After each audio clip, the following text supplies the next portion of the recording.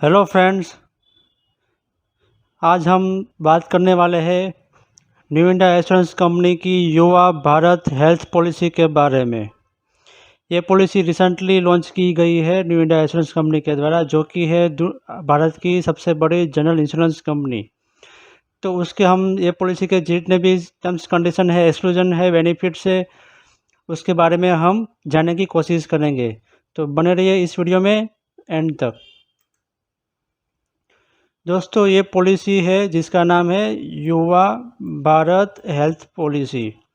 जैसे कि इस पॉलिसी का नाम है, वैसे ही इस पॉलिसी को जो यंग पीपल है, यंग पीपल के लिए ही ये पॉलिसी को डिज़ाइन किया गया है। तो उसका क्या क्राइटेरिया है, क्या बेनिफिट्स है, वो हम देखते हैं वन बाय वन। सबसे पहला है कि एज लिमिट।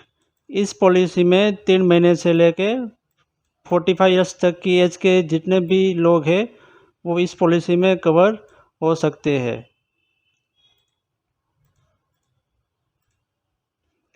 फिर दूसरा है कि फैमिली में क्या कवर होता है।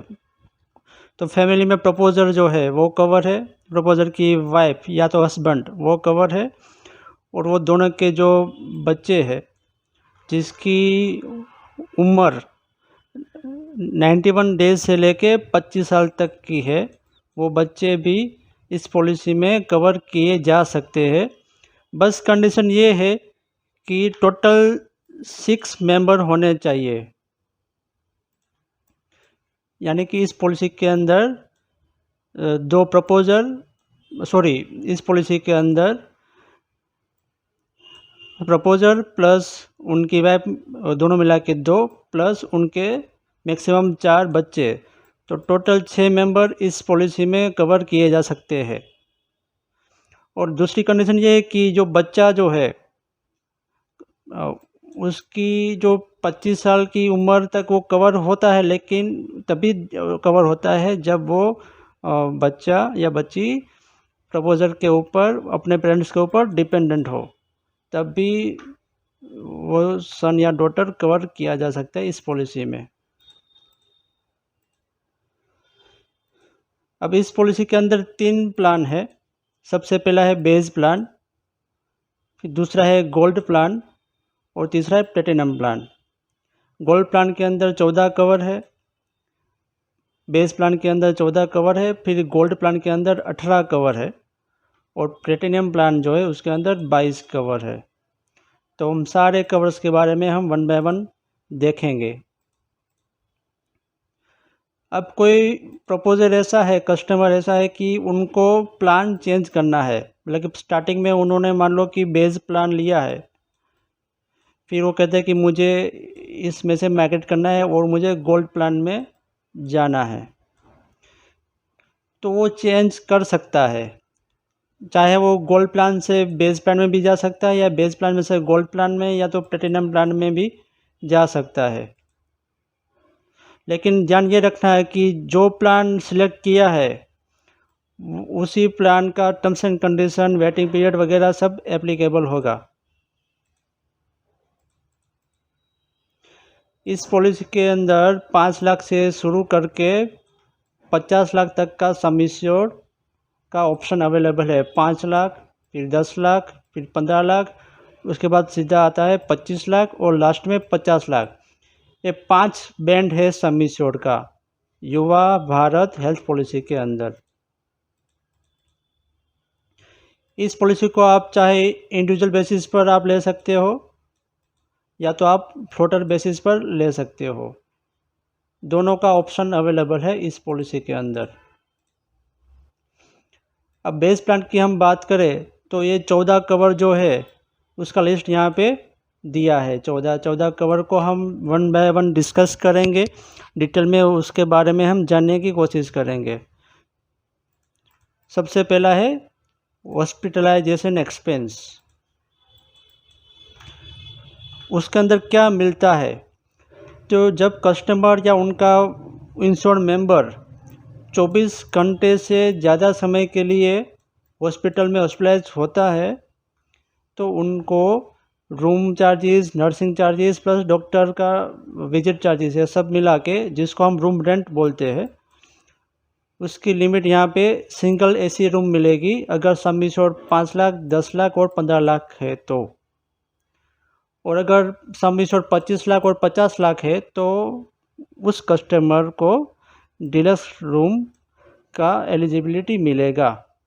यहाँ पर कोई सम एश्योर्ड का कोई लिमिटेशन नहीं है कि जो सम एश्योर्ड है उसका 1% मिलेगा या 2% मिलेगा, ऐसी कोई लिमिटेशन नहीं है इसके अंदर। इसमें डायरेक्टली ये दिया है कि सिंगल एसी रूम मिलेगा अगर यह सम एश्योर्ड है तो 5 लाख, 10 लाख और 15 लाख, और डीलक्स एसी रूम मिलेगा अगर सम एश्योर्ड 25 लाख और 50 लाख है। परसेंटेज वाइज कोई यहाँ पे लिमिटेशन नहीं है रूम रेंट की। फिर सेकंड है आईसीयू या आईसीसीयू चार्जेस, ये एज पर एक्चुअल जितना होगा वो मिलेगा। फिर है operation theatre charges plus procedure charges, वो भी मिलेगा एज पर एक्चुअल। फिर है medicine, report, implants, medical devices, ये सब का जो भी एक्सपेंस होता है वो भी मिलेगा ये सेक्शन के अंदर। और फिफ्थ नंबर का है pre and post hospitalization expense मिलता है। प्री हॉस्पिटलाइजेशन एक्सपेंस मिलता है 60 दिन के लिए और पोस्ट हॉस्पिटलाइजेशन एक्सपेंस मिलता है 90 दिन के लिए। तो हमारी जो न्यू इंडिया एश्योरेंस कंपनी की और भी जो पॉलिसी है, न्यू इंडिया फ्लोटर और न्यू इंडिया इंडिविजुअल पॉलिसी, उसके अंदर ये लिमिट 30 दिन और ये 60 दिन का है। लेकिन भारत युवा पॉलिसी के अंदर ये लिमिट ज़्यादा है। फिर दूसरा है medical expense for organ transplant.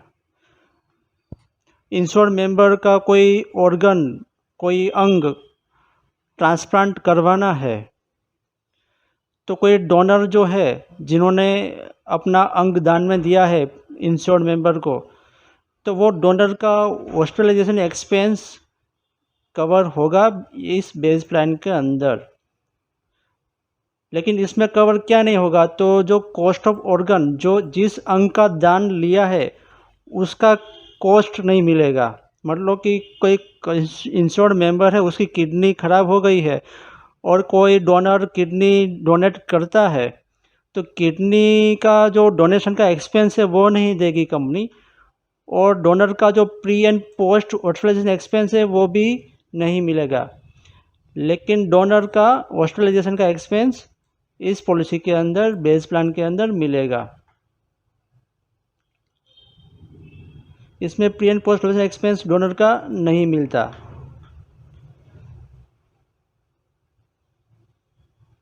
और ये इम्पोर्टेंट कंडीशन ये है कि डोनर और मेन पेशेंट दोनों का जितना भी एक्सपेंस होता है वो सम इंश्योर्ड से ज़्यादा नहीं होना चाहिए। कंपनी की मैक्सिमम लायबिलिटी सम इंश्योर्ड तक की रहेगी। मान लो कि बेस प्लान लिया है 10 लाख का, ठीक है, तो डोनर का एक्सपेंस का और पेशेंट जो है उसका हॉस्पिटल का एक्सपेंस दोनों मिला के 10 लाख से ज़्यादा नहीं होना चाहिए।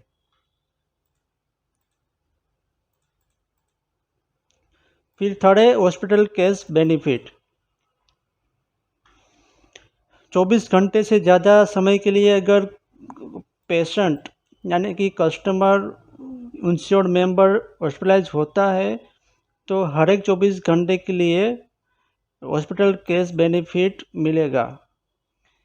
ये बेनिफिट इसलिए दिया जाता है कि मान लो कि कोई पेशेंट को, इंश्योर्ड मेंबर को हॉस्पिटलाइज किया गया कोई हॉस्पिटल में, तो उनका खाने का पीने का खर्चा होता है, प्लस इस पेशेंट का जो केयर करने वाले फैमिली मेम्बर्स होते हैं उनका भी रहने का, खाने का, ऑटो रिक्शा में आने जाने का वगैरह का खर्चा रहता है। तो ऐसे इंसिडेंटल एक्सपेंस को कवर करने के लिए ये हॉस्पिटल कैश बेनिफिट दिया जाता है। और ये बेनिफिट मैक्सिमम 5 दिन के लिए ही मिलेगा, उनसे ज़्यादा नहीं मिलेगा। तो अगर कस्टमर ने बेस प्लान लिया है और बेस प्लान के अंदर अगर ये सम इंश्योर्ड है 5 लाख, 10 लाख और 15 लाख, तो हॉस्पिटल केस बेनिफिट मिलेगा 500 पर डे। 25 लाख का सम इंश्योर्ड है तो हॉस्पिटल केस बेनिफिट मिलेगा 750 पर डे। और अगर 50 लाख का सम इंश्योर्ड है तो हॉस्पिटल केस का बेनिफिट मिलेगा 1000 रुपीज़ पर डे। फिर नेक्स्ट है एम्बुलेंस चार्जेस। एम्बुलेंस चार्जेस अगर 5 लाख, 10 लाख, 15 लाख का सम इंश्योर्ड है तो 5000 रुपया लमसम मिलेगा, 5000 रुपया तक मिलेगा एज पर एक्चुअल, लेकिन मैक्सिमम 5000। अगर 25 लाख का सम इंश्योर्ड है तो 7500 तक एम्बुलेंस का चार्जेस मिलेगा, और 50 लाख का सम इंश्योर्ड में 10,000 का एम्बुलेंस चार्जेस मिलेगा। फिर नेक्स्ट 5 नंबर का बेनिफिट है बेस प्लान के अंदर, वो है कंजेनिटल इंटरनल एनोमलीज, यानी कि हमारे शरीर के अंदर कोई ऐसी डिसफॉर्मिटी है जिसको हम देख नहीं सकते बाहर से, या उसको हम टच नहीं कर सकते, उसको हम कहते हैं congenital internal anomaly. For example, अगर ये जो हार्ट है, हार्ट के अंदर छेद है, तो उसको हम बोलते हैं कंजेनिटल इंटरनल एनोमलीज। ऐसी कोई भी इंटरनल डिसफॉर्मिलिटी हमारे बॉडी के अंदर हो सकती है, वो हमें नहीं पता होता। तो ऐसी कंजेनिटल इंटरनल एनोमलीज या डिसीज़ को ये बेस प्लान कवर करता है, लेकिन कंडीशन ये है कि उसके अंदर वेटिंग पीरियड 12 महीने का होना चाहिए, और सम इंश्योर्ड जो है वहाँ तक का क्लेम इंश्योर्ड पर्सन ले सकता है। तो पॉलिसी पूरा 12 महीना चली, उसके बाद जो नेक्स्ट रिन्यूअल आएगा, उस रिन्यूअल के अंदर ये कंजेनिटल इंटरनल एनोमली कवर होगा। फिर दूसरा है कंजेनिटल एक्सटर्नल एनोमलीज, यानी कि बाहर से हम जो डिसफॉर्मिलिटी है हमारी बॉडी की, उसको हम देख सके, उसको टच कर सके, उसको हम बोलते हैं congenital external anomalies. For example, यहाँ पे आप देख सकते हो कि ये जो लड़के का जो कान है, कान के बाहर ऐसी एक डिसफॉर्मिलिटी है, ठीक है, एक कान के बाहर यहाँ पे ऐसा कुछ एक्स्ट्रा यहाँ पे डिसफॉर्मिलिटी आई हुई है, इसको हम कहते हैं कंजेनिटल एक्सटर्नल एनोमली। तो इसके लिए वेटिंग पीरियड है 24 मंथ्स का, और लिमिट है सम इंश्योर्ड का 10%, यानी कि अगर 10 लाख का सम इंश्योर्ड है तो ऐसी जो एक्सटर्नल एनोमलीज का जो कोई ऑपरेशन या कोई ट्रीटमेंट करवाने के लिए सिर्फ 1 लाख रुपये तक का क्लेम कस्टमर को मिल सकता है।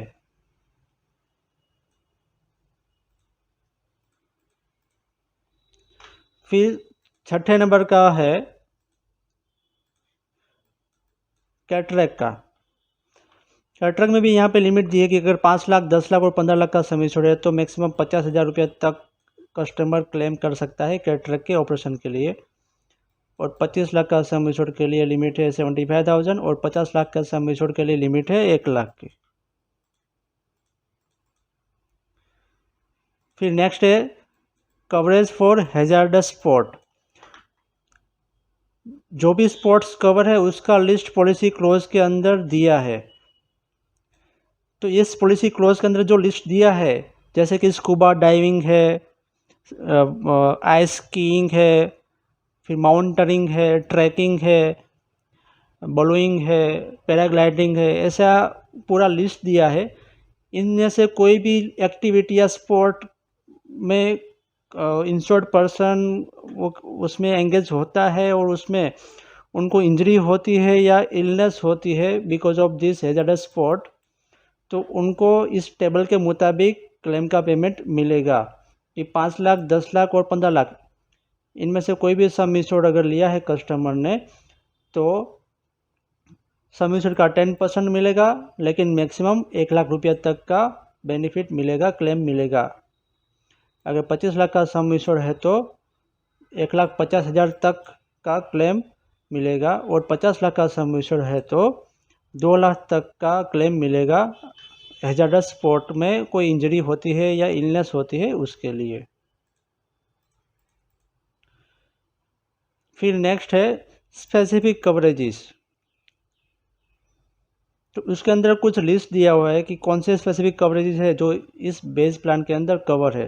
तो सबसे पहला है आर्टिफिशियल लाइफ मेंटेनेंस। मान लो कि कोई इंश्योर्ड मेंबर को ऐसी कोई इंजरी हुई है या ऐसी कोई इलनेस हुई है कि उनको लाइफ सपोर्ट सिस्टम पर रखना पड़ रहा है, दवाइयों का या कोई ट्रीटमेंट का कोई असर नहीं हो रहा है, और जो इंश्योर्ड मेंबर है, जो पेशेंट है, उसकी मेडिकल कंडीशन में कोई सुधार नहीं हो रहा है, पेशेंट जो है वो नॉर्मल कंडीशन में नहीं आ रहा है, तो इंश्योरेंस कंपनी अनलिमिटेड दिन तक हॉस्पिटलाइजेशन का एक्सपेंस नहीं देगी। तो कंपनी जो है वो मैक्सिमम 15 दिन तक का इस प्रकार का जो आर्टिफिशियल लाइफ मेंटेनेंस का जो खर्चा है वो मैक्सिमम 15 दिन तक का पे करेगी, वो भी सम इंश्योर्ड का 25% तक। यानी कि 10 लाख का सम इंश्योर्ड है तो 2.5 लाख तक का इस प्रकार का जो एक्सपेंस है आर्टिफिशियल लाइफ मेंटेनेंस का, वो क्लेम का पेमेंट मिलेगा। फिर नेक्स्ट है puberty and menopause related disorder. कोई बच्चा है वो किशोर बनता है और उसके अंदर हार्मोनल चेंजेस होते हैं, या तो कोई लेडी है उनका मेनोपॉज का कोई पीरियड आता है और बिकॉज ऑफ दैट कोई शरीर के अंदर कोई हार्मोनल इम्बैलेंस बनता है, जिसकी वजह से कोई इलनेस आती है या कोई सिकनेस आती है या कोई ऐसा कुछ होता है जिसकी वजह से इंश्योर्ड मेंबर को हॉस्पिटल में दाखिल होना पड़ता है।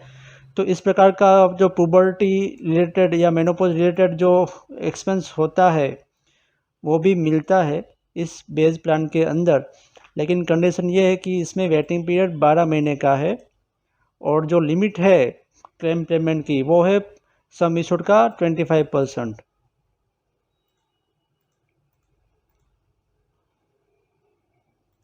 फिर वही स्पेसिफिक कवरेज के अंदर तीसरे नंबर का है एज रिलेटेड मैक्यूलर डिजनरेशन।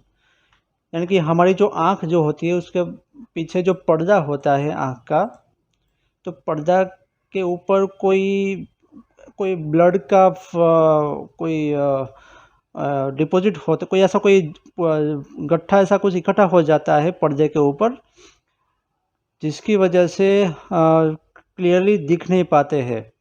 तो ऐसी जो प्रॉब्लम है ना वो जनरली बड़ी उम्र में ही होती है, जिसको हम एज रिलेटेड मैकुलर डिजनरेशन कहते हैं।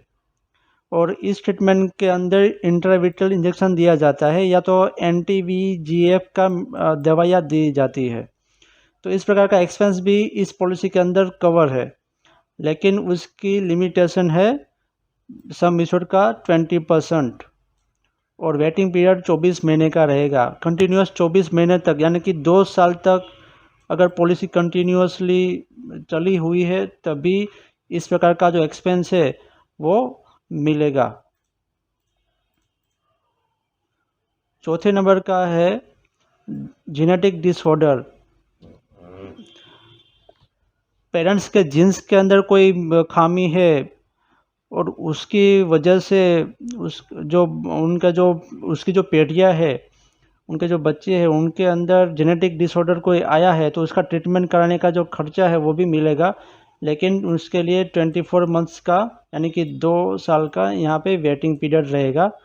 और जो सम इंश्योर्ड की जो लिमिट है जेनेटिक डिसऑर्डर का जो ट्रीटमेंट है उसकी लिमिट है सम इंश्योर्ड का 25%।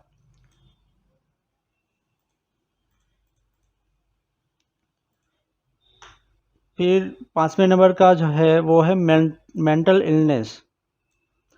तो मेंटल इलनेस कोई मानसिक बीमारी है उसको भी ठीक करने का ट्रीटमेंट मिलता है, लेकिन वेटिंग पीरियड 24 महीने का है और उसकी भी लिमिट है सम इंश्योर्ड का 25% तक ही मिलेगा क्लेम। और उसके अंदर भी साइकोलॉजिकल काउंसलिंग कवर नहीं है। फैमिली या ग्रुप बिहेवियर का जो भी कोई जो साइकाट्रिस्ट के साथ जो काउंसलिंग होता है, जो साइकोथेरेपी होती है, वो इस पॉलिसी के अंदर कवर नहीं है।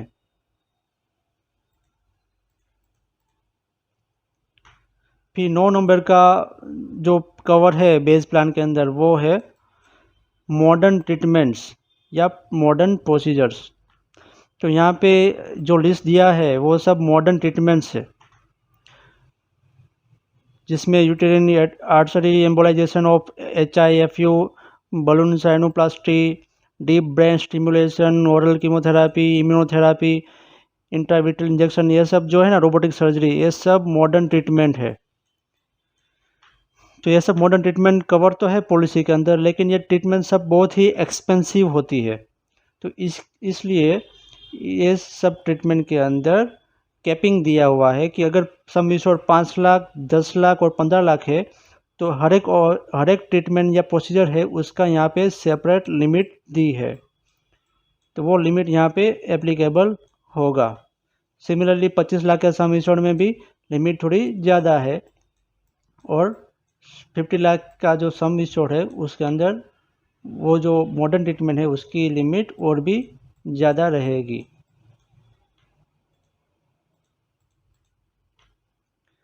फिर 10वें नंबर का बेनिफिट है बेस प्लान के अंदर, वो है हेल्थ चेकअप।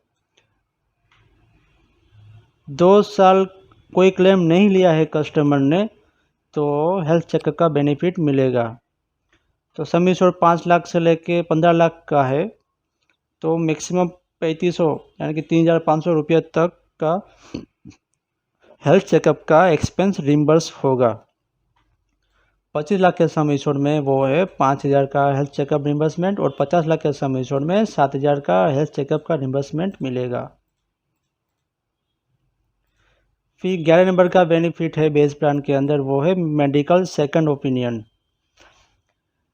तो ये सेक्शन कब एक्टिवेट होता है कि जब इंश्योर्ड मेंबर को कोई क्रिटिकल इलनेस हुई है। क्रिटिकल इलनेस का लिस्ट पॉलिसी के अंदर दिया हुआ है, जिसमें है heart attack, kidney failure, lungs failure, फिर मोटर न्यूरॉन डिसीज, ऐसे काफ़ी लिस्ट 10 से 11 ऐसी इलनेस है जिसको क्रिटिकल इलनेस कहा गया है इस पॉलिसी के अंदर। अगर ऐसी क्रिटिकल इलनेस की वजह से कोई सर्जरी करनी पड़ रही है तो सर्जरी करवाने के लिए जो दूसरे डॉक्टर का जो सेकंड ओपिनियन लेना पड़ रहा है उसका एक्सपेंस यहाँ पे रिम्बर्स होता है। तो अगर 5 लाख, 10 लाख और 15 लाख का सम इंश्योर्ड लिया है तो मेडिकल का सेकंड ओपिनियन लेने का जो रिम्बर्समेंट है वो मिलेगा 5000। 25 लाख के सम इंश्योर्ड में 7500 और 50 लाख के सम इंश्योर्ड में 10,000 तक का रिम्बर्समेंट मिलेगा, मेडिकल सेकंड ओपिनियन का रिम्बर्समेंट। जनरली जो कॉम्प्लेक्स ट्रीटमेंट होती है वो कस्टमर जनरली एक ही डॉक्टर की ओपिनियन के ऊपर डिपेंड नहीं रहता, फिर वो दूसरे डॉक्टर को भी पूछता है कि ये सब रिपोर्ट्स है, ये सब फाइंडिंग्स है, उसमें आप बताइए हमें क्या करना चाहिए, ये सर्जरी करवानी चाहिए कि नहीं करवानी चाहिए। तो मेडिकल सेकंड ओपिनियन जनरली जो बड़ी बीमारी है उसमें लेना ही पड़ता है, तो उसका रिम्बर्समेंट हमें बेस प्लान के अंदर मिलता है।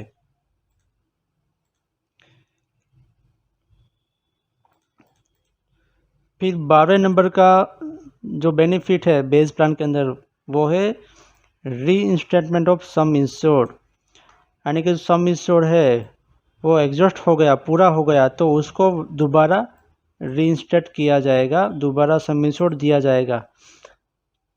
लेकिन यहाँ पे एक कंडीशन ये है कि जितना पॉलिसी का पीरियड बाकी है एक्सपायर होने में, ठीक है, यानी कि पॉलिसी 12 महीने की है और 6 महीने के अंदर ही सम इंश्योर्ड यहाँ पे एग्जॉस्ट हो गया, तो सिर्फ बाकी के 6 महीने के लिए ही यहाँ पे रीइंस्टेटमेंट होगा।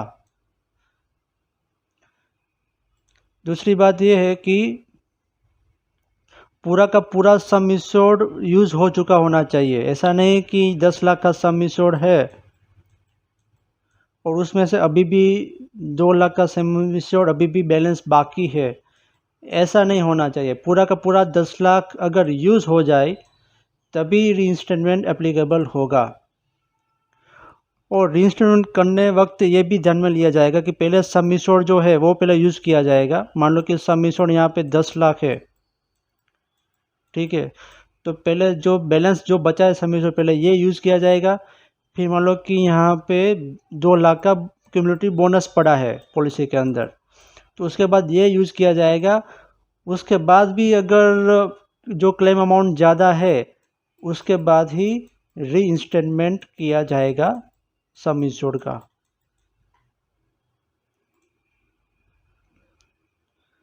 फिर सबसे मोस्ट इम्पोर्टेंट चौथे नंबर की कंडीशन ये है रीइंस्टेटमेंट ऑफ सम इंश्योर्ड के अंदर कि जो रीइंस्टेटमेंट है वो बीमारी के लिए किया जाएगा जिसके लिए वो दाखिल नहीं हुआ है। समझे कि मान लो कि कस्टमर कोई हार्ट की कोई प्रॉब्लम की वजह से हॉस्पिटल में एडमिट हुआ है और उसका पूरा का पूरा सम इंश्योर्ड, मान लो कि सम इंश्योर्ड 5 लाख का है और पूरा का पूरा सम इंश्योर्ड यहाँ पे एग्जॉस्ट हो चुका है, तो रीइंस्टेटमेंट होगा, दोबारा 5 लाख का सम इंश्योर्ड मिल जाएगा कस्टमर को, पेशेंट को। लेकिन वो हार्ट की जो डिसीज़ जो है, हार्ट की जो ट्रीटमेंट है उसके लिए ये यूज़ नहीं होगा, उसके लिए एप्लीकेबल नहीं होगा।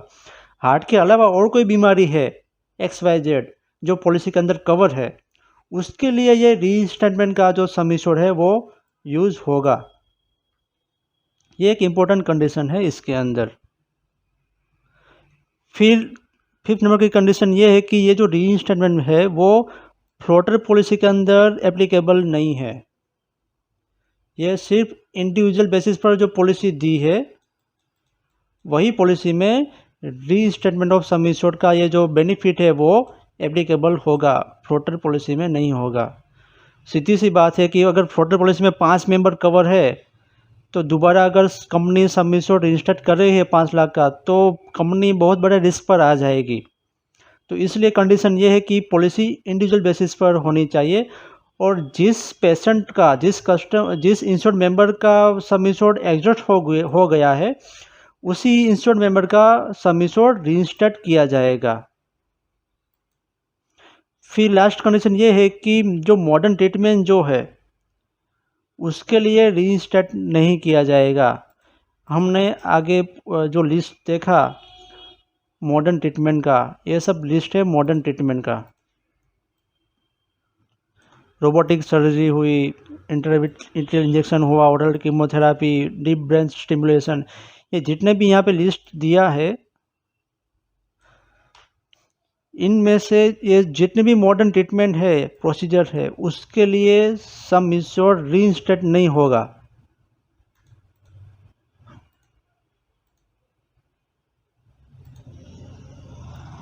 फिर नेक्स्ट है 13 नंबर का बेनिफिट है treatment under Ayurvedic, homeopathic and यूनानी सिस्टम। तो जितना भी सम इंश्योर्ड है पूरा का पूरा लिमिट कस्टमर यूज कर सकता है कोई आयुर्वेदिक ट्रीटमेंट करवाने के लिए या होम्योपैथिक या यूनानी या सिद्धा ऐसी कोई ट्रीटमेंट लेने के लिए पूरा का पूरा सम इंश्योर्ड कस्टमर यूज कर सकता है।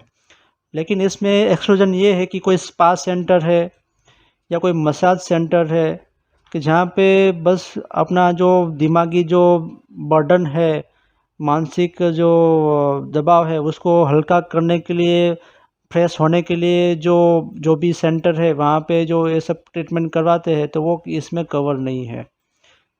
बाकी कोई इलनेस है, कोई सिकनेस है, उसका ट्रीटमेंट के लिए अगर कस्टमर उस ट्रीटमेंट करवाता है तो पॉलिसी के अंदर कवर है, पूरा का पूरा सम इंश्योर्ड तक कवर है।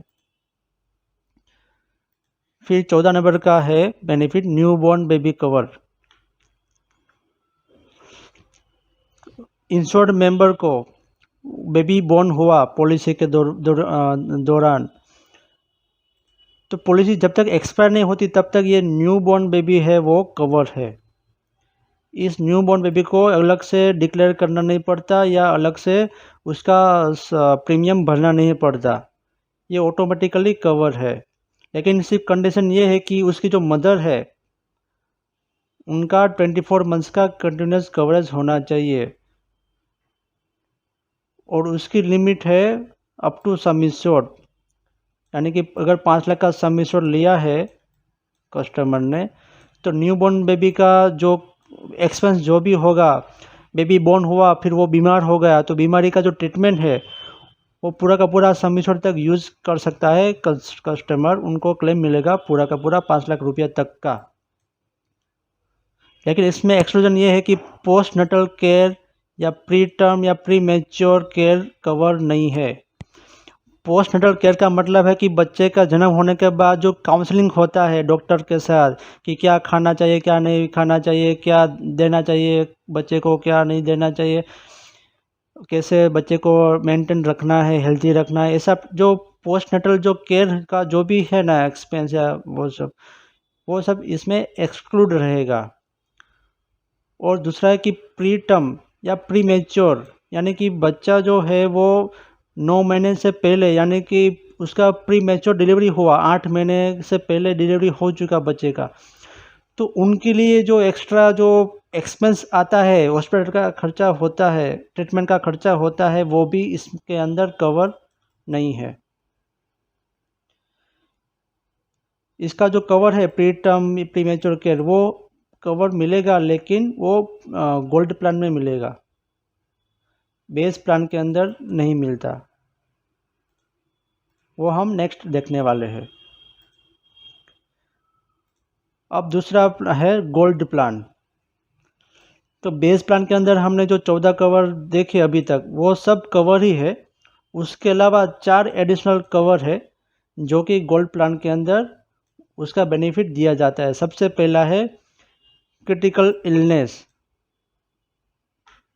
क्रिटिकल इलनेस का बेनिफिट कस्टमर को कुछ लिस्ट दिया है, 10 या 11 इलनेस का लिस्ट दिया है, जिसमें हार्ट अटैक है, लंग्स फेलियर है, लिवर फेलियर है, स्ट्रोक है, ओपन चेस्ट CABG है, ओपन हार्ट रिप्लेसमेंट, ऐसा 10 या 11 लिस्ट दिया है क्रिटिकल इलनेस का।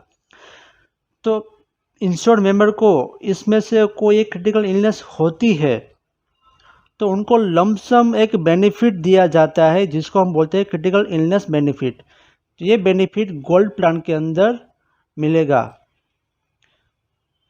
फिर दूसरा है पर्सनल एक्सीडेंट, तीसरा है एयर एम्बुलेंस और चौथा है ऑटो टॉपअप। ये चारों के बारे में हम डिटेल में जानेंगे। सबसे पहला हम जानेंगे क्रिटिकल इलनेस। अभी हम जो बात कर रहे हैं वो गोल्ड प्लान की बात कर रहे हैं। बेस प्लान के अंदर हमने जो 14 कवर देखे वो तो इसके अंदर कवर ही है, उसके अलावा जो 4 एडिशनल कवर जो गोल्ड प्लान के अंदर ही मिलता है उसके बारे में हम अभी बात कर रहे हैं। सबसे पहला है क्रिटिकल इलनेस। क्रिटिकल इलनेस में क्या होता है कि जो इंश्योर्ड पर्सन है उनको जो 10 से 11 जो लिस्ट है क्रिटिकल इलनेस का, जैसे कि heart attack, open chest CABG, open heart replacement surgery, lungs surgery, stroke, coma वगैरह, जो 11 क्रिटिकल इलनेस जो है उसके कारण नहीं, अगर वो डायग्नोज होता है, डिटेक्ट होता है इंश्योर्ड पर्सन में, तो कंपनी लमसम एक अमाउंट पे करती है इंश्योर्ड पर्सन को, जिसको हम बोलते हैं क्रिटिकल इलनेस बेनिफिट।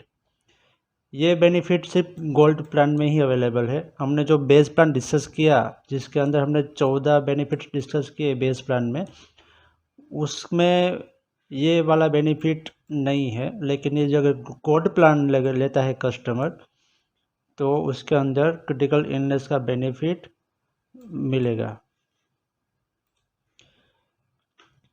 ये जो बेनिफिट है ये पूरे लाइफ टाइम में सिर्फ एक ही बार पे किया जाएगा, यानी कि पॉलिसी के अंदर प्रपोजर, फिर उसकी स्पाउस और चिल्ड्रन, मान लो कि ये मेंबर्स है पॉलिसी के अंदर, तो प्रपोजर को अगर डिटेक्ट होता है क्रिटिकल इलनेस होती है तो क्रिटिकल इलनेस का जो बेनिफिट है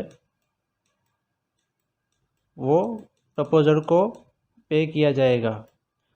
लेकिन अगर दोबारा इलनेस होती है सेम पर्सन को तो दोबारा ये बेनिफिट पे नहीं होगा।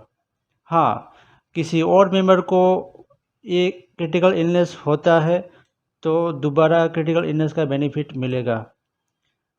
लेकिन किसी एक इंश्योर्ड पर्सन को सिर्फ एक ही बार मिलेगा लाइफ टाइम में। Payment of this benefit will not reduce some insured. अब इसका बेनिफिट पे करने के बाद सम इंश्योर्ड है वो कम नहीं होगा। मतलब कि 5 लाख का सम इंश्योर्ड है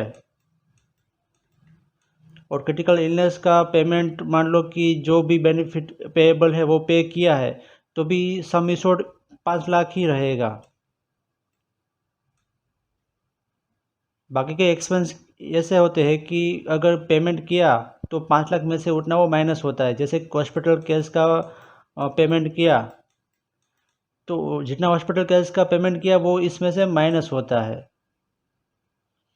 ठीक वैसे ही और कोई भी बेनिफिट अगर पे किया है वो इसमें से सम इंश्योर्ड में से माइनस होता है। लेकिन क्रिटिकल इलनेस का बेनिफिट पेमेंट करने के बाद भी सम इंश्योर्ड जितना बैलेंस है उतना एज इट इज़ रहता है। क्रिटिकल इलनेस का बेनिफिट लेने के लिए वेटिंग पीरियड 12 महीने का है। कंटिन्यूस 12 महीने तक पॉलिसी चली है तो उसके बाद ही ये बेनिफिट पेएबल होगा अगर क्रिटिकल इलनेस इंश्योर्ड पर्सन को होता है तो। जैसे कि मैंने बात की कि अगर 5 लाख 10 लाख और 15 लाख का सम इंश्योर्ड है तो क्रिटिकल इलनेस बेनिफिट इतना पे होगा सम इंश्योर्ड का 10%। लेकिन मैक्सिमम 1 लाख तक का ही पेमेंट होगा, उनसे ज़्यादा नहीं होगा। ठीक वैसे ही 25 लाख का सम इंश्योर्ड लिया है गोल्ड प्लान के अंदर तो क्रिटिकल इलनेस का बेनिफिट मिलेगा मैक्सिमम 1.5 लाख तक। सम इंश्योर्ड का 10% या मैक्सिमम 1.5 लाख, उनसे ज़्यादा नहीं। फिर 50 लाख का अगर सम इंश्योर्ड लिया है तो मैक्सिमम 2 लाख तक का क्रिटिकल इलनेस बेनिफिट पे होगा। दूसरा बेनिफिट जो है गोल्ड प्लान के अंदर वो है पर्सनल एक्सीडेंट का benefit. New India insurance company की जो नॉर्मल पर्सनल एक्सीडेंट पॉलिसी है उसके अंदर जो टेबल बी है ठीक वैसा ही बेनिफिट इस पॉलिसी में इस सेक्शन के अंदर पे होगा। जैसे कि अगर डेथ होती है तो सम इंश्योर्ड का 100% मिलेगा। मतलब कि पॉलिसी का सम इंश्योर्ड यहाँ पे 10 लाख है, ठीक है।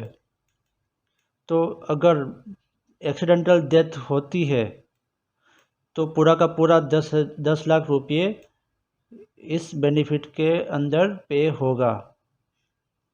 फिर परमानेंट टोटल डिसेबलमेंट होता है तो भी 100% मिलेगा सम इंश्योर्ड का। Loss of any two out of two मतलब कि जो 2 आइज और 4 लिम्स, यानी कि 2 आइज 2 लेग्स और 2 हैंड, ये 6 जो हमारे मेन इम्पोर्टेंट जो मेन ऑर्गन है, ये 6 में से कोई भी 2 चीज़ परमानेंटली चली जाए इन एक्सीडेंट तो भी 100% मिलेगा सम इंश्योर्ड का, पूरा का पूरा सम इंश्योर्ड मिलेगा। फिर यहाँ पे लॉस ऑफ 1 लिव या तो लॉस ऑफ 1 आई, एक आँख या तो एक हाथ या तो एक पैर, मतलब ये 6 में से कोई भी एक चीज़ एक्सीडेंटली लॉस हो जाए तो सम इंश्योर्ड का 50% पे होगा।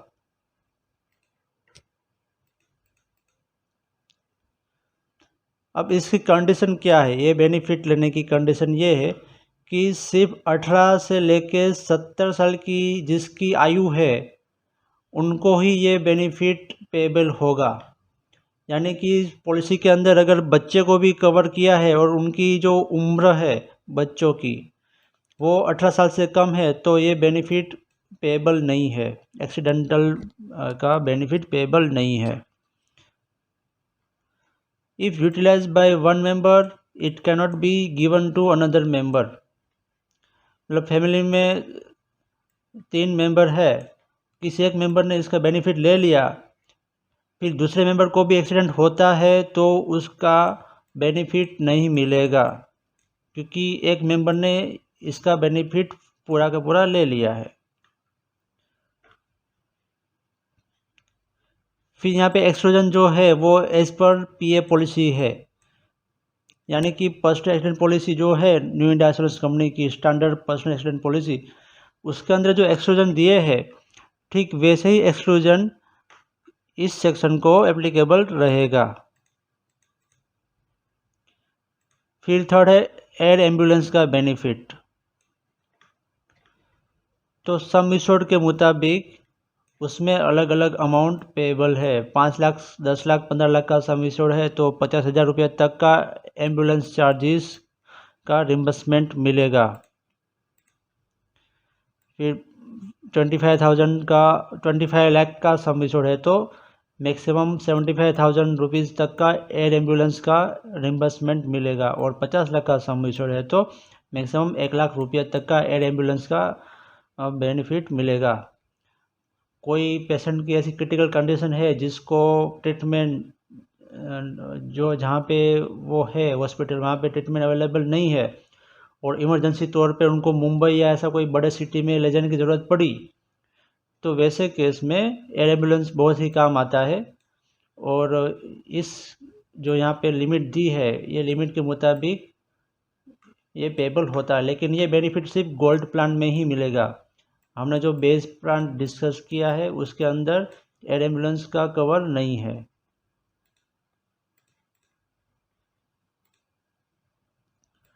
फिर चौथा और आखिरी जो एक्स्ट्रा बेनिफिट है गोल्ड प्लान के अंदर वो है ऑटो टॉपअप, यानी कि जो बेस सम इंश्योर्ड है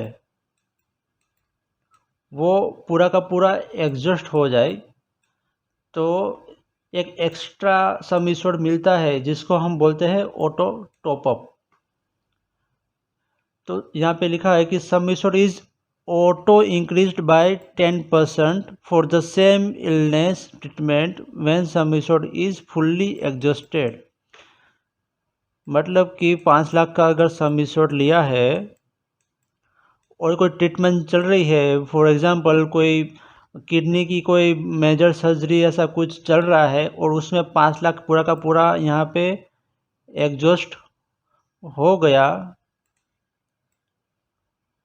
ठीक है, ये पूरा का पूरा 5 लाख एग्जॉस्ट हो गया तो extra 50,000 rupees 10% of some insured, यानी कि एक्स्ट्रा 50,000 रुपीज़ टॉपअप मिलेगा। ये बेनिफिट सिर्फ इंडिविजुअल पॉलिसी में ही एप्लीकेबल रहेगा, फ्लोटर पॉलिसी में एप्लीकेबल नहीं है। और ये बेनिफिट है वो एक ही साल में एक ही बार मिलेगा, एक ही मतलब जो पॉलिसी अभी कंटिन्यू है उसी पॉलिसी में इसका बेनिफिट मिलेगा। एक्सक्लूजन इसमें यह है कि जो मॉडर्न ट्रीटमेंट है जो हमने आगे देखी कि रोबोटिक सर्जरी हुआ, बलून साइनोप्लास्टी हुआ, तो ऐसी मॉडर्न ट्रीटमेंट या प्रोसीजर है उसके लिए ये ऑटो टॉपअप का बेनिफिट एप्लीकेबल नहीं रहेगा। बाकी की जो बीमारी है मतलब नॉर्मल जो ट्रीटमेंट है, नॉर्मल जो ऑपरेशन है उसके लिए ये ऑटो टॉपअप एप्लीकेबल रहेगा। फिर जो unutilise auto top up amount will not be carry forward, यानी कि 5 लाख का सम इंश्योर्ड था वो पूरा का पूरा यूज़ हो गया और एक्स्ट्रा यहाँ पे 10% यानी कि 50,000 रुपया एक्स्ट्रा मिला और ये 50,000 में से मान लो कि पेशेंट ने 40,000 रुपये यूज़ किए, बाकी का 10,000 रह गया बैलेंस, तो ये जो बैलेंस है वो कैरी फॉरवर्ड नहीं होता।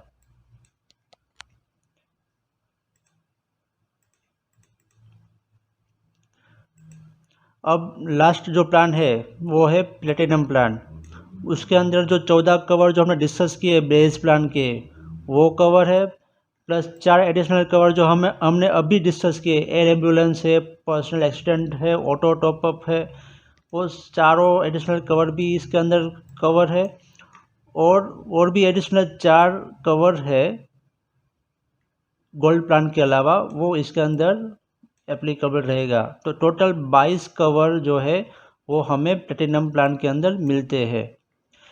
और प्लेटिनम प्लान लेने के लिए कंडीशन ये है कि पॉलिसी के अंदर मिनिमम 2 एडल्ट होने चाहिए, यानी कि पॉलिसी के अंदर जो मेंबर्स है तो उसमें प्रपोजर तो होगा ही होगा, लेकिन साथ में उनकी स्पाउस भी होनी चाहिए, या तो उनका कोई चाइल्ड है जिसकी उम्र 18 साल से ज़्यादा होनी चाहिए, यानी कि मिनिमम 2 एडल्ट होना चाहिए। ऐसा नहीं चलेगा कि जो एक प्रपोजर है बराबर और पॉलिसी के अंदर सिर्फ एक चाइल्ड है या तो 2 चाइल्ड है लेकिन उसकी उम्र लेस देन 80 ईयर्स है, ऐसा नहीं चलेगा। मिनिमम 2 एडल्ट चाहिए, तभी प्लैटिनम प्लान हम दे सकते हैं। तो इसके अंदर सबसे पहला जो बेनिफिट है वो है मैटरनिटी बेनिफिट, दूसरा है इनफर्टिलिटी ट्रीटमेंट, तीसरा है वेल बेबी कवर जिसके अंदर प्री टर्म या प्री मैच्योर डिलीवरी होती है बच्चे की, वो कवर है, और बच्चे का जो वैक्सीनेशन का चार्जेस है वो कवर रहता है, और चौथा है बर्थ राइट बेनिफिट। ये चारों को हम अभी डिस्कस करते हैं वन बाय वन। सबसे पहला है मैटरनिटी बेनिफिट। तो ये प्लैटिनम प्लान के अंदर ये बेनिफिट मिलता है, लेकिन कंडीशन ये है कि 24 महीने का यानी कि 2 साल की कंटिन्यूस कवरेज होना चाहिए। वेटिंग पीरियड 24 महीने का है, उसके बाद ही ये बेनिफिट पेएबल रहेगा। फिर दूसरी कंडीशन ये है कि payable if hospitalize as in patient, यानी कि जो डिलीवरी हुई है बच्चों की बराबर वो हॉस्पिटल के अंदर आईपीडी पेशेंट के तौर पे होनी चाहिए। ऐसा नहीं कि घर पे कुछ किसी आया को बुला के होम मतलब घर पे ही डिलीवरी करवा दी, ऐसा एक्सपेंस पेएबल नहीं है। हॉस्पिटल में ही डिलीवरी होनी चाहिए बच्चे की और हॉस्पिटलाइज होना चाहिए इन पेशेंट बेसिस पर, तभी ये बेनिफिट पेएबल रहेगा। मैक्सिमम 2 क्लेम इस बेनिफिट के तहत ले सकते हैं। एक बार इसका बेनिफिट ले लिया मैटरनिटी का, फिर वापस 24 महीने का फिर से वेटिंग पीरियड लगेगा सेकंड क्लेम लेने के लिए। अब इसकी लिमिट है कि अगर सिंगल चाइल्ड आता है डिलीवरी में तो 25,000 रुपये मिलेगा मैटरनिटी बेनिफिट का, और अगर ट्विंस आते हैं डिलीवरी में तो 37,500 मिलेगा मैटरनिटी बेनिफिट का। अगर कस्टमर चाहे तो एडिशनल लिमिट ले सकता है 50,000 रुपये, 75,000 रुपीज़ और 1,00,000 रुपीज़, लेकिन इसका एक्स्ट्रा प्रीमियम लगेगा, और ये जो एक्स्ट्रा प्रीमियम है उसका चार्ट भी अलग से उसके चार्ट के मुताबिक देना पड़ेगा। वेटिंग पीरियड 12 महीने का यहाँ पे एप्लीकेबल रहेगा। 12 महीने के बाद मतलब कि 1 साल पॉलिसी कंटिन्यू होने के बाद दूसरे साल जो मदर है उनको चाइल्ड आता है तो ये बेनिफिट पेएबल रहेगा।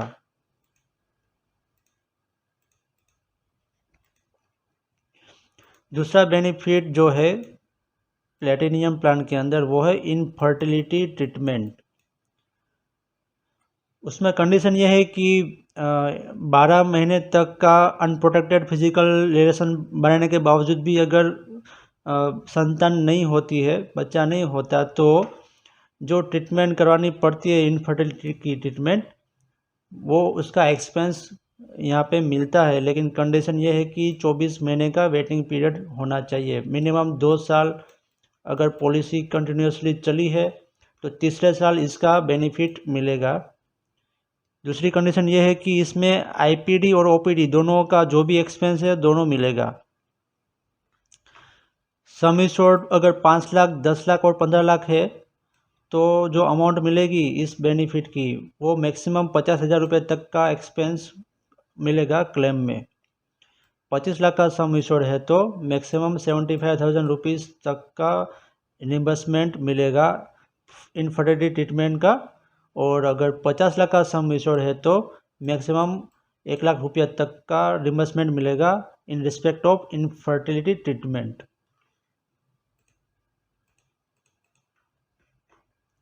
फिर थर्ड है वेल बेबी कवर। उसके अंदर सबसे पहला है प्री टर्म या तो प्री मैच्योर बर्थ।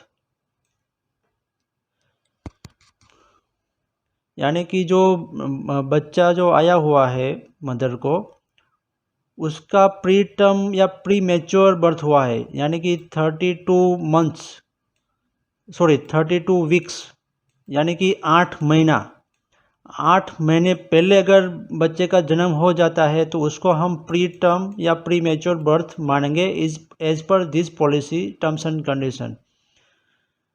तो इस प्री टर्म बच्चे का जो हॉस्पिटलाइजेशन एक्सपेंस होता है 24 घंटे से ज़्यादा का, तो वो कवर होता है। और 8 महीने पहले उस बच्चे का जन्म होता है तो ही हम उनको प्री टर्म या प्री मैच्योर बर्थ मानेंगे।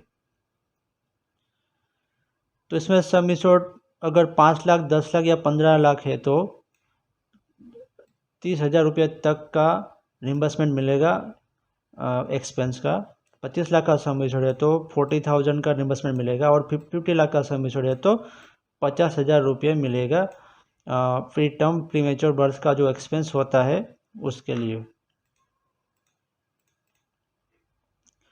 फिर वही वेल बेबी कवर के अंदर दूसरा जो बेनिफिट है वो वैक्सीनेशन चार्जेस है। यानी कि बच्चा 2 साल का होता है तब तक जो वैक्सीनेशन का जो भी एक्सपेंस होता है वो मिलता है, लेकिन लिमिट ये है कि 0.1% ऑफ सम इंश्योर्ड। मतलब कि अगर 5 लाख का सम इंश्योर्ड है तो 5,000 रुपये तक का एक्सपेंस का रिम्बर्समेंट मिलेगा, वैक्सीनेशन का चार्जेस का रिम्बर्समेंट मिलेगा। कंडीशन ये है कि जो मदर है उनका 24 मंथ्स का, यानी कि 2 साल का कंटिन्यूस कवरेज होना चाहिए। फिर तीसरे साल 3rd ईयर में बच्चा आता है मदर को तो उनको वैक्सीनेशन का चार्जेस पेबल रहेगा तीसरे साल से। फिर 4th बेनिफिट है प्लेटिनम प्लान के अंदर, जो कि बेस प्लान और गोल्ड प्लान में नहीं है, वो है बर्थ राइट बेनिफिट। तो उसके अंदर क्या बेनिफिट मिलता है कि अगर ये जो बेबी बोर्न होता है वो बेबी इस किसी का ये 3 में से कोई किसी एक चीज़ का शिकार है, यानी कि ऑटिज्म स्पेक्ट्रम डिसऑर्डर, और ये जो डिसऑर्डर है वो बच्चे की 6 साल की उम्र होती है तब तक डिटेक्ट हो जाता है, या तो सेरिब्रल पैल्सी होता है, ठीक है, और बच्चे की 4 साल की उम्र होती है उससे पहले डिटेक्ट हो जाता है, या तो डाउन सिंड्रोम होता है और 4 साल तक का बच्चा होता है उसके पहले डिटेक्ट हो जाता है। तो अगर प्लेटिनम प्लान लिया है कस्टमर ने तो उनको बर्थ राइट बेनिफिट के तहत सम एश्योर्ड के मुताबिक ये सब बेनिफिट पेएबल रहेगा। यानी कि 5 लाख से लेके 5 लाख, 10 लाख और 15 लाख का सम एश्योर्ड है तो 30,000 का लमसम पेमेंट किया जाएगा।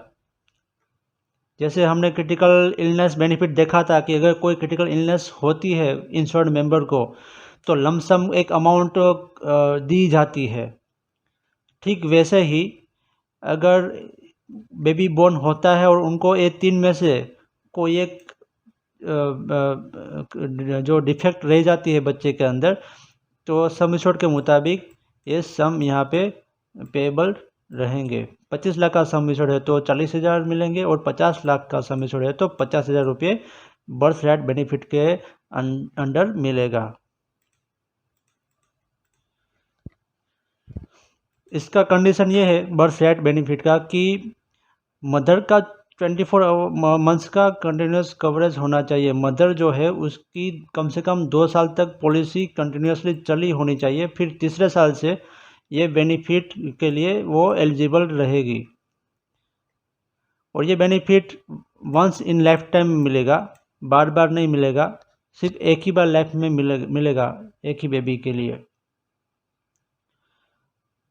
ये पेमेंट जो है वो over and above sum assured है, यानी कि सम एश्योर्ड 5 लाख है तो उसके अलावा ये बेनिफिट मिलेगा। ऐसा नहीं कि 50,000 रुपये पे कर दिए तो सम एश्योर्ड यहाँ पे डिक्रीज हो जाएगा और सिर्फ 4,50,000 रुपये रह जाएगा सम एश्योर्ड, ऐसा नहीं है। ये जो बेनिफिट है वो over and above sum assured है, तो सम एश्योर्ड यहाँ पे डिक्रीज नहीं होगा ये बेनिफिट पेमेंट करने के बाद भी। और ये जो है ना, must be certified with appropriate authority as specified in persons with disabilities act 2016।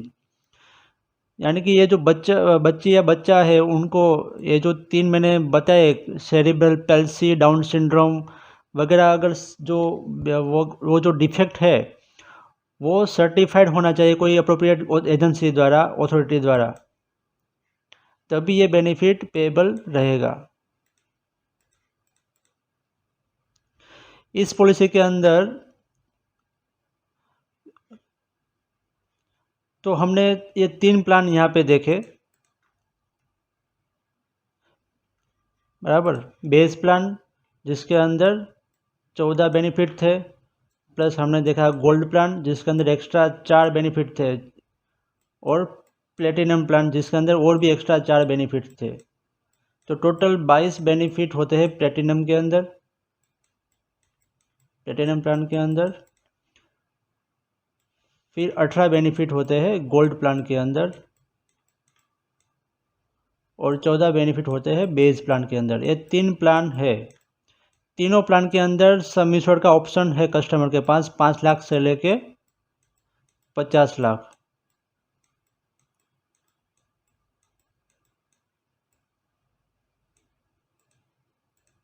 अब ये जो पॉलिसी है उसके अंदर क्यूमुलेटिव बोनस भी एप्लीकेबल है। अगर क्लेम फ्री ईयर है कोई एक, तो 1 साल का 10% क्यूमुलेटिव बोनस मिलता है। मैक्सिमम 30%, यानी कि 3 साल तक अगर कोई क्लेम नहीं है तो हर साल 10%, यानी कि मैक्सिमम 30% तक क्यूमुलेटिव बोनस मिलेगा। उसके बाद बोनस मिलना बंद हो जाएगा। ये मैक्सिमम लिमिट है 30% की। अगर क्लेम आता है तो 10% डिक्रीज होगा, यानी कि 30% बोनस है कस्टमर के पॉलिसी के अंदर। अगर कोई क्लेम आता है तो नेक्स्ट ईयर जब पॉलिसी रिन्यू होगी तब उसका क्यूमुलेटिव बोनस हो जाएगा 20%। तो जैसे जैसे इंक्रीज होगा 10% से इंक्रीज होगा, वैसे ही 10% से डिक्रीज होगा अगर क्लेम होगा तो। फिर जनरल एक्सक्लूजन क्या है पूरी पॉलिसी के अंदर, वो ये है कि प्री एग्जिस्टिंग डिसीज यहाँ पे कवर नहीं है। पहले 30 दिन, अगर फ्रेश पॉलिसी है, पोर्टेबिलिटी नहीं है, तो पहले के 30 दिन तक कोई बीमारी होती है तो वो कवर नहीं है। एक्सीडेंट के कारण कुछ एडमिट होना पड़ रहा है, हॉस्पिटल का खर्चा होता है तो वो कवर है, लेकिन कोई डिसीज या कोई इलनेस पहले 30 दिन कवर नहीं है। और यहाँ पे वेटिंग पीरियड 90 दिन, 24 महीना और 48 महीना, ये 3 टाइप के वेटिंग पीरियड है for different kinds of diseases. वो हम अभी देखते हैं। तो जो डायबिटीज़ है, हाइपरटेंशन है और कार्डियक कंडीशन, यानी कि हार्ट का कोई प्रॉब्लम है, उसके लिए सिर्फ 90 डेज का वेटिंग पीरियड है। अगर आप न्यू इंडिया इंश्योरेंस की और पॉलिसी देखोगे, न्यू इंडिया फ्लोटर या इंडिविजुअल मेडिक्लेम या आशा किरण पॉलिसी में, तो उसके अंदर ये सारे डिसीज़ के लिए मिनिमम 2 साल का वेटिंग पीरियड है। लेकिन युवा भारत हेल्थ पॉलिसी के अंदर ये वेटिंग पीरियड मात्र सिर्फ 90 डेज ही है।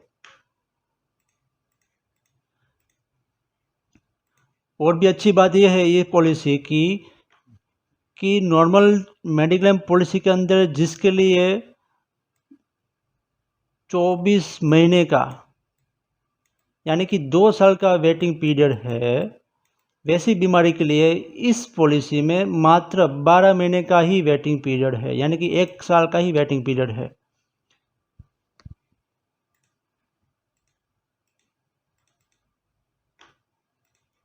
और कुछ ऐसी कंडीशन है जैसे जॉइंट रिप्लेसमेंट है, एज रिलेटेड ऑस्टियोपोरोसिस है, एज रिलेटेड मैक्यूलर डिजनरेशन, ये जो भी है मेंटल इलनेस वगैरह, उसके लिए 48 मंथ्स का, यानी कि 4 साल का वेटिंग पीरियड लगेगा। यानी कि दोस्तों ये जो पॉलिसी है ये मेनली यंग पीपल के लिए बनाई गई है। जैसे हमने आगे देखा था कि इस पॉलिसी के अंदर 3 महीने से लेके 45 इयर्स तक के इंश्योर्ड पर्सन को पॉलिसी हम दे सकते हैं। तो इसलिए इसमें जो वेटिंग पीरियड यहाँ पे दिया है वो जो नॉर्मल मेडिक्लेम होता है यूनिवर्सल फ्लोटर या आशा किरण या इंडिविजुअल पॉलिसी, उसके मुकाबले काफ़ी कम वेटिंग यहाँ पे लगेगा डिसीज़ के अंदर। फिर जनरल एक्सक्लूजन में ये आएगा कि सिर्फ इन्वेस्टिगेशन पर्पज से कोई खर्चा किया है जिसका करंट डिसीज या इलनेस से कोई नाता नहीं है, तो वैसा एक्सपेंस नहीं मिलेगा। मतलब जो बीमारी है उसके कंसिस्टेंट नहीं है ये जो खर्चा किया है रिपोर्ट का, तो वो एक्सपेंस यहाँ पे नहीं मिलेगा। फिर रेस्ट को या रिहेबिलिटेशन या रिस्पेक्ट केयर ऐसा कोई खर्चा है, मतलब कि चलो कोई सर्जरी हुई या कोई ट्रीटमेंट हुई, उसके बाद डॉक्टर जो है वो पेशेंट को सिर्फ आराम करने की सलाह देता है, और कस्टमर अगर हॉस्पिटल में आराम करता है तो वैसा एक्सपेंस इस पॉलिसी के अंदर नहीं मिलेगा, क्योंकि वो जो एक्सपेंस है वो उसको हम रेस्ट केयर बोलेंगे या रिहेबिलिटेशन बोलेंगे या तो रिस्पेक्ट केयर बोलेंगे। फिर है ओबेसिटी या वेट कंट्रोल का जो एक्सपेंस है वो भी इस पॉलिसी में नहीं मिलेगा। एक कंडीशन ऐसी है कि अगर जो BMI है, बॉडी मास इंडेक्स, अगर वो 40 से ज़्यादा है तो इस पॉलिसी के अंदर इसका क्लेम मिलेगा। लेकिन सबसे बड़ा सवाल ये है कि 40 BMI वाले का तो इंश्योरेंस कंपनी करेगी ही नहीं, उसका प्रपोजल ही डिक्लाइन होगा। हाँ, अगर पॉलिसी लेने के बाद कस्टमर का वेट बढ़ जाता है और उसका BMI 40 से ज़्यादा हो जाता है, उस केस में वो इस पॉलिसी के तहत बेराट्रिक सर्जरी करवा के उसका क्लेम ले सकता है।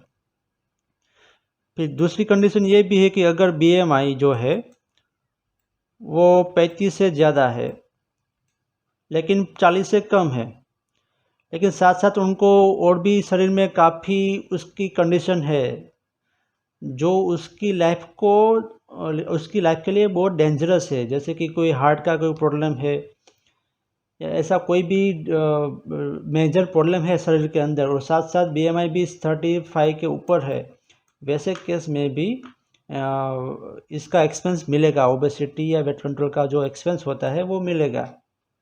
बाकी के केसेस में ओबेसिटी या का वेट कंट्रोल का एक्सपेंस पेएबल नहीं है। फिर जनरल एक्सक्लूजन ये है कि जेंडर चेंज का जो ट्रीटमेंट है, यानी कि बॉय में से गर्ल बने या गर्ल में से बॉय बने, ऐसा जो ऑपरेशन करवाते हैं वैसा एक्सपेंस इस पॉलिसी में नहीं मिलेगा। एक्सपेंसेस ऑफ कॉस्मेटिक या प्लास्टिक सर्जरी का नहीं मिलेगा। Treatment arising out due to hazardous and adventurous sports, यानी पॉलिसी के अंदर को एक लिस्ट दिया है कि कौन से स्पोर्ट है उनका मिलेगा और कौन से का नहीं मिलेगा। तो पॉलिसी में जो लिस्ट दिया है, अगर वैसा कोई स्पोर्ट है और उसके कारण कोई इंजरी होती है या कोई इलनेस होती है तो उसका एक्सपेंस इस पॉलिसी में मिलेगा। उसके अलावा और कोई हैजार्डस एक्टिविटी है या स्पोर्ट है तो उसका क्लेम का पेमेंट इस पॉलिसी में नहीं मिलेगा। फिर है breach of law with criminal intent, कोई गैरकानूनी काम करते वक्त कोई इंजरी होती है या कोई इलनेस होती है तो वो एक्सपेंस भी नहीं मिलेगा। फिर इंश्योरेंस कंपनी ने कोई हॉस्पिटल को ब्लैक लिस्ट में डाला है और अपनी वेबसाइट पर या अपने पॉलिसी में उनको बताया है कि ये ब्लैक लिस्टेड हॉस्पिटल है, अगर वहाँ पे ट्रीटमेंट ली है तो भी उसका क्लेम का पेमेंट नहीं होगा। फिर दारू पी के या कोई ड्रग्स के कोई प्रभाव में आके कोई इंजरी होती है या कोई इलनेस होती है तो भी उसका एक्सपेंस नहीं मिलेगा। कोई स्पा का या कोई नेचुरोपैथी का कोई क्लिनिक का एक्सपेंस यहाँ पे नहीं मिलेगा। फिर डाइटरी सप्लीमेंट्स, विटामिन्स वगैरह की जो दवाई का जो खर्चा है, अगर डॉक्टर ने प्रिस्क्राइब नहीं किया है तो उसका एक्सपेंस नहीं मिलेगा। फिर आँख का जो चश्मा है, अगर उसका जो डायोप्ट्रस जो है वो 7.5 से अगर कम है तो वो केस में भी चश्मा दूर करने का जो लेज़र ट्रीटमेंट होता है उसका खर्चा नहीं मिलेगा। मिनिमम 7.5 डायोप्ट्री से ज़्यादा होना चाहिए रिफ्रैक्टिव एरर का। फिर कोई ऐसी ट्रीटमेंट है जो अनप्रूवन है, मतलब कोई एक्सपेरिमेंटल ट्रीटमेंट है जिसका कोई ट्रैक रिकॉर्ड नहीं है कोई भी मेडिकल साइंसेस की जो है एसोसिएशन उसके मुताबिक, तो वैसे अनप्रूवन ट्रीटमेंट का एक्सपेंस भी नहीं मिलेगा। फिर स्टेरिलिटी एंड इनफर्टिलिटी ट्रीटमेंट, ये जो ट्रीटमेंट है ये प्लेटिनम प्लांट में कवर है, लेकिन बेस प्लांट और अगर गोल्ड प्लांट दो में से कोई भी एक प्लांट लिया है कस्टमर ने, तो स्टेरिलिटी या इनफर्टिलिटी का जो एक्सपेंस है वो नहीं मिलेगा। फिर है मैटरनिटी एक्सपेंस, ये भी प्लेटिनम प्लांट लिया है कस्टमर ने तो मैटरनिटी एक्सपेंस मिलेगा, बाकी के बेस प्लान और गोल्ड प्लान के अंदर ये एक्सपेंस नहीं मिलेगा। फिर war and allied perils, war होता है और कोई इंजरी होती है जनरल पब्लिक को, तो उसमें जो एक्सपेंस होता है मेडिकल का वो एक्सपेंस भी इस पॉलिसी में नहीं मिलेगा। न्यूक्लियर रिस्क, अणु बम वगैरह कुछ यहाँ पर फटता है और कस्टमर इंजर होता है, उसका एक्सपेंस नहीं मिलेगा। डोमिसाइलरी हॉस्पिटलाइजेशन का एक्सपेंस नहीं मिलेगा। इंडिया के बाहर कोई ट्रीटमेंट ली है तो वो एक्सपेंस भी नहीं मिलेगा, इंडिया के अंदर ही ट्रीटमेंट लेनी होनी चाहिए। दोस्तों और भी काफ़ी सारी टर्म्स एंड कंडीशन है इस पॉलिसी के अंदर, अगर हम उसको डिटेल में देखेंगे तो बहुत ही उसमें टाइम लग सकता है। तो for more details terms and condition, उसका जो पॉलिसी क्लोज है इस पॉलिसी का वो आप रेफ़र कर सकते हैं, जिसमें डिटेल में समझाया है हर एक जो भी क्लॉजेस है जो भी सेक्शन है उसके अंदर सारे बेनिफिट का जो कवरेजेस है, एक्सक्लूजन है, कंडीशन है, वो एकदम विस्तार से पॉलिसी क्लॉजेस के अंदर समझाया हुआ है। तो इस वीडियो को हम अभी यहाँ पे क्लोज करते हैं। मैं आशा रखता हूँ कि आपको काफ़ी अच्छी जानकारी इसमें मिली होगी। मैंने सिर्फ मेजर जो चीज़ें हैं वही मैंने इस वीडियो में कवर की है। वीडियो आपको अच्छा लगा हो तो आपके दोस्तों को शेयर कीजिए। Thank you for watching this video.